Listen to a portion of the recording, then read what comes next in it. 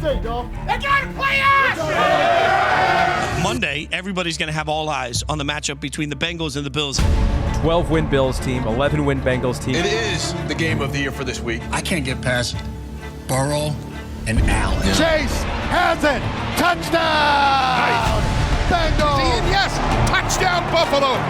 These two teams have combined for 23 wins. Number one seed hangs in the balance. A team that has won 7 in a row versus a team that's won several in a row as well. Don't be the number one seed, dog. They in the f***ing way now. Jones gets blasted! Touchdown! Bengals! We gotta get it started. We gotta get it started from the jump now. Dig in it. We're just seeing a team that's on a different level. And he dives for the touchdown. I think it's my money. Caught by Chase. Ball came out.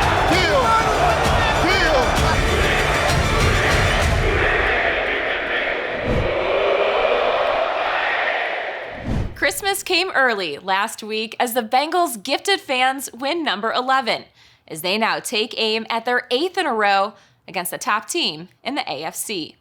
Happy New Year and welcome in to Bengals Weekly. I'm Marissa Contepelli. Well, this week feels like a colossal clash of the Titans as two of the league's best go head-to-head at Paycor Stadium. But before we get to kickoff Monday night against Buffalo, we go behind the stripes with defensive coordinator Lou Anarumo. Bengals legend Boomer Esiason joins the show to talk about Joe Burrow. And on Countdown, I'll tell you how T. Higgins is having a career year. But first, the defense pitched a first-half shutout and made the play of the game to secure the win. Let's relive some of the best moments against New England and listen in to sounds of the game. Oh, Indiana boy, I'm used to this. Don't play, man. Hey, we already in the game. Let's go with that number one seed, dog. Here in New England, Gillette Stadium, wintry conditions. The current temperature is 17 degrees. Merry Christmas. We'll see if the Bengals can provide an early gift by winning their 7th consecutive game. We just focus on the details. We gotta establish ourselves as the most. The Bengals begin from their own 22. Burrow back to throw. Flings it deep for T. Higgins. Oh. He's got it. Oh my God, T. Higgins. I see you, T. Uh-oh. Heads up. Here's Burrow out of the gun on 2nd and 5. Catch made. T. Higgins lowers his shoulder into the end zone. Touchdown, Bengals. And they just moved it down the field with ease.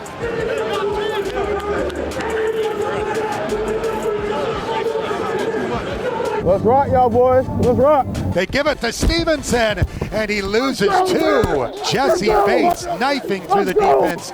Fourth down. Patriots' first 2 drives, 3 and outs.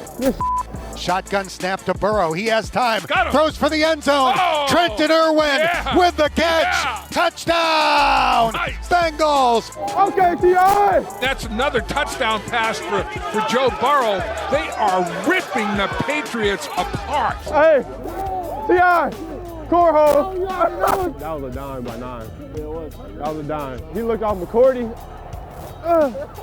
Across the middle. What a half so far for the Bengals. They lead it 15-0. Burrow looking. Throws it right. It is Irwin. He's got it. Trenton Irwin with his 2nd touchdown catch here in the first half. 22-0. Cincinnati leads the Patriots. Patriots trailing by 10 with 6:13 to go. 3rd down and 29.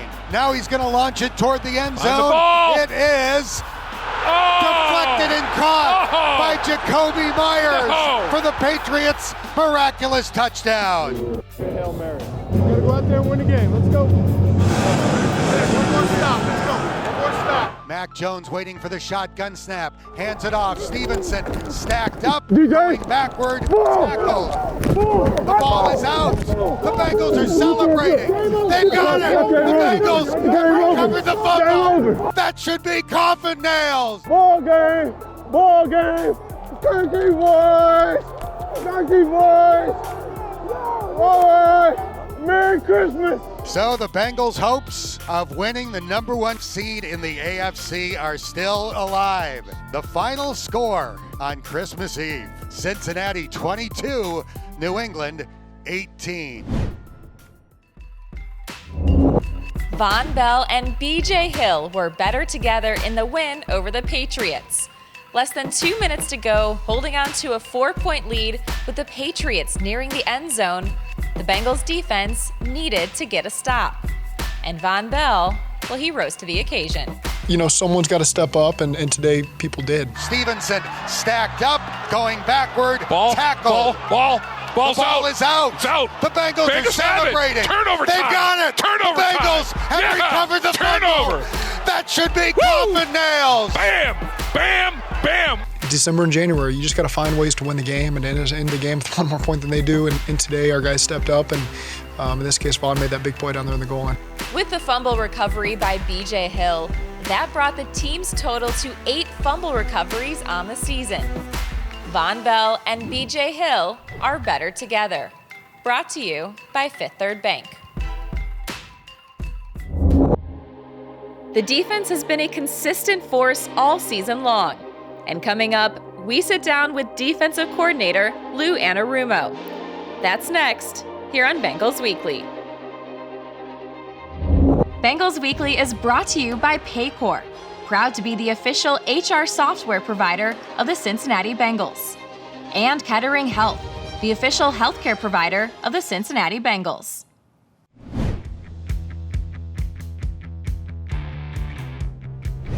When their number has been called, the defense has stepped up in major ways this season. Now, a lot of credit for their play has to go to the man leading the charge, defensive coordinator Lou Anarumo.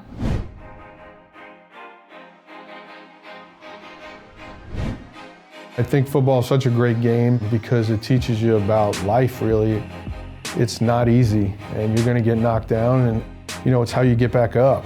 I love coaching because you get to meet all these different individuals every day. Everybody's got stuff going on in their lives, and it's not always easy for everybody. I just think it's important to get to know not only the player, but the man. I would say it's like a big brother, uncle type of vibe as to where, we can talk to him about anything.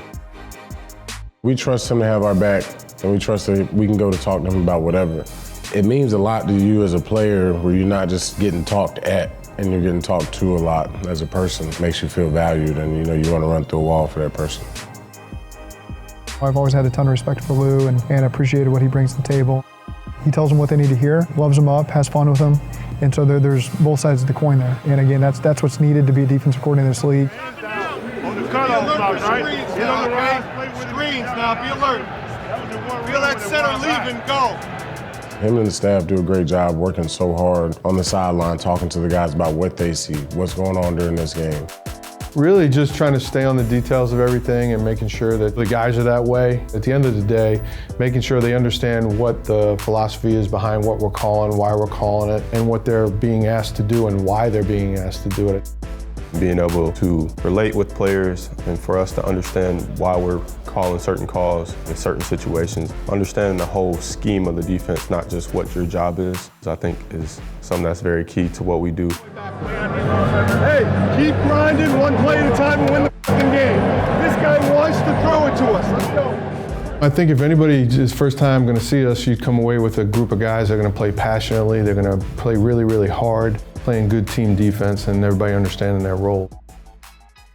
Having a really good relationship with Lou and understanding what he's about, who he's about, and what we want to be as a defense is why we've had some success here. I'm proud of the way that they are playing right now, and it's about us. We always talk about that. It's about how we take a collective approach to it, and they understand their roles, and everybody does a good job handling it. You feel empowered as a player when you play for Lou, and that's what you want as a person who goes out there and does this as my job, as my profession. Somebody who empowers me that way, who gives me the keys, and I'm just blessed to be able to play for a guy like that. He's really been able to get the most out of those guys. They buy into and believe every position they're being put into. He sets the expectation for them and helps them reach that expectation and that level of their potential. There's respect on both sides. There's faith and trust in both sides, from me to the players, to the assistant coaches, to the players. And I got a ton of confidence in what we do and how we coach and what we're teaching these guys. It's just the type of guys we have, and I'm super proud.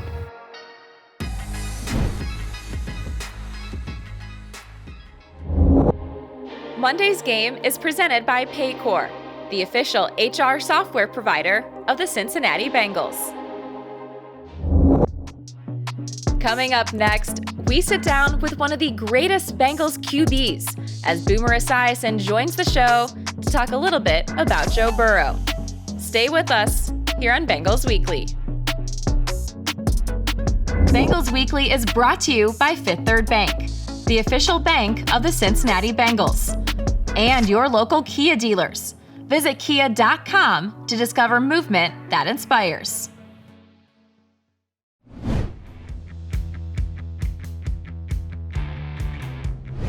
There's been no shortage of adversity faced by the Bengals this season, as it's time for another young player to step up. Let's send it over to Dan, Dave, and Jeff for more on how the Bengals are embracing that next man up mentality. Last week's win in New England came with a cost as right tackle La'el Collins suffered a season-ending injury that's going to keep him out. Hakeem Adeniji is the next man up. Now, unfortunately, no team in the NFL goes injury-free. And in this Who Day conversation, we are going to cite 3 examples of relying on depth to overcome major injuries. Butcher up first. So I'm going to go back to 2009 and Anthony Collins, a 4th-round pick out of Kansas. Much like Adeniji, flipped around to some different positions. And he finished the 2008 season playing left tackle. In 2009, they moved Witt to left tackle, drafted Andre Smith to play. That was the plan. Andre Smith broke his foot about a week before camp. Here comes Collins. He was terrific. He teamed with this injury, on the eve of the season, won 4 of the first 5, 6 of the first 8, went on to win playoffs. Anthony Collins, huge factor. Depth at right tackle from 2009. Lap, what about you? Depth at right tackle in 1988, Super Bowl 23, Dan. Joe Walter had proven that he was a nice tandem tackle to Anthony Munoz. Joe Walter going against Charles Mann against the Redskins. Charles Mann does a spin move, and Joe Walter just plants, redirects himself, and pops his ACL, non-contact injury. Brian Blados, former first-round pick, he had some snaps, some experience. They go into the playoffs, they win 2 playoff games, and ultimately lose Super Bowl 23 to the 49ers, but Brian Blados stepped up, expanded his role. That's the thing, not only next man up, next man step up. Expand your role, really refine your technique, play to the level you can play at. Hakeem Adeniji did some good things in the game against the Patriots. I think he's going to be fine. Those are 2 great examples from the past. I say, look no further than this year's team. Right. Long snapper Clark Harris suffered a season-ending injury in Week 1. Rookie Cal Adamitis has not had an unplayable snap since taking over. Chidobe Awuzie suffered a season-ending injury in Week 8. Rookie Cam Taylor-Britt has helped the Bengals go 7-0 since with his solid play at cornerback. And it's not just the season-ending injuries. Whenever one of the top 3 receivers has been sidelined, Trenton Irwin has delivered. He has 4 touchdown catches in his last 6 games. Let's face it, injuries are part of the NFL, especially this late in the year. But the strongest teams figure out a way to survive, as we have demonstrated in this Who Day conversation. It's almost time for Monday Night Football to start the new year. But before we get to primetime action against the Bills, we need to check in with one of the greatest Bengals to ever take the field. Boomer Esiason now joins Dan Horde. We are joined this week by one of the greatest Bengals of all time, Boomer Esiason. And Boomer, let's start with an obvious topic, and you know what's coming, Joe Burrow. You had a great career, 14 years, MVP, took the Bengals to the Super Bowl. Is there anything about Joe Burrow at age 26 in his 3rd season that you wish you had had in your playing days? I wish I were playing during this time in the NFL. It's a completely different game than when we played back in the in the 80s, and I don't want to always go back to that, but it's a different game. It's more wide open. So I think he has lived up to every single expectation. I mean, the kid's a can't-miss player, so you understand that he understands distribution, leadership, and how to run a football team. So I'm not surprised by any of this, Dan. And as a matter of fact, I think he's going to go to even greater heights. Boomer, he might not have the arm talent of Patrick Mahomes. He doesn't have the legs of Lamar Jackson, but I say he's the perfect quarterback for this franchise, and I wouldn't trade him for anybody. You know the city, you know the fan base, you know ownership. Do you agree with that? Yeah, but he's an Ohio kid too. I mean, so he gets the whole thing, and he's a local kid and he's done well, and he's exceeded every single expectation. There's no question about that. I would basically compare him to a young Tom Brady. To me, in terms of the way that he plays, is the way that Tom Brady plays the game. Last thing for Boomer Esiason, Bills and Bengals, Monday night. You've talked about the importance of this game. What do you see as a couple of keys to victory on Monday?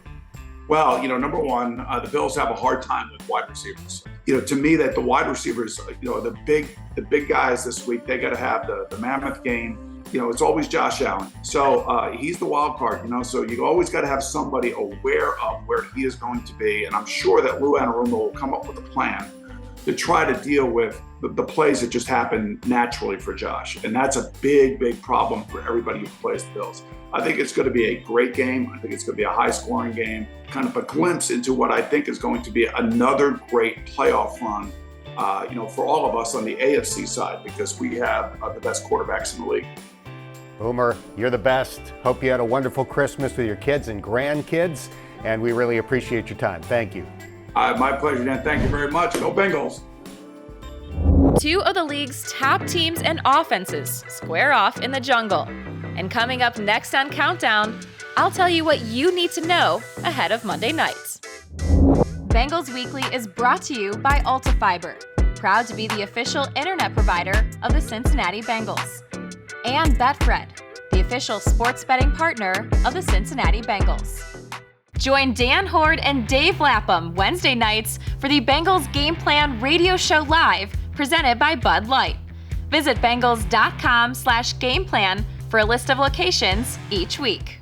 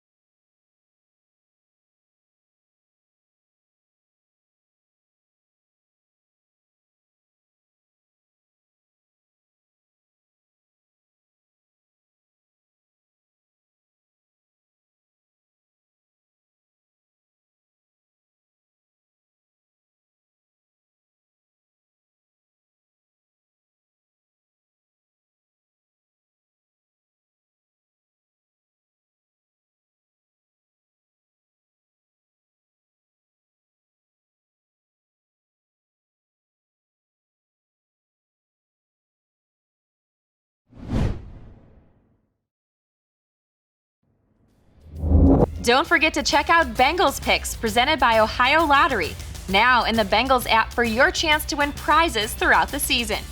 18 and over. Terms and conditions may apply. It's now time for this week's Kettering Health Fantasy Report.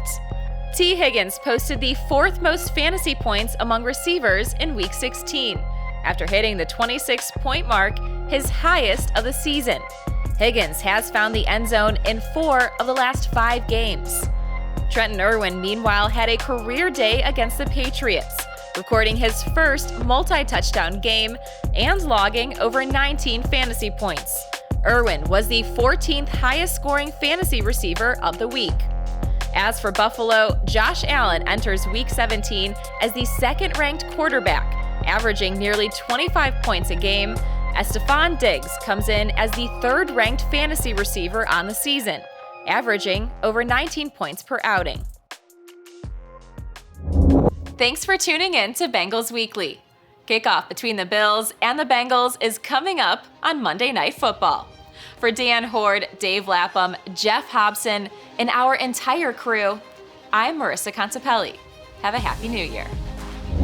Bengals Weekly was brought to you by AltaFiber, proud to be the official internet provider of the Cincinnati Bengals. Paycor, proud to be the official HR software provider of the Cincinnati Bengals.